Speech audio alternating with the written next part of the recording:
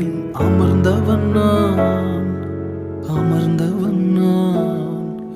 குப்பையில் பிறந்து கிருபையால் அரியணையில் அமர்ந்தவன் நான், அமர்ந்தவன் நான்.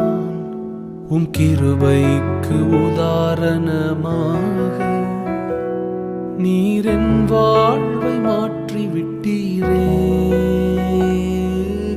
ஏல் ஈரே போதுமானவரே, தேவையிலும் அதிகமானவரே.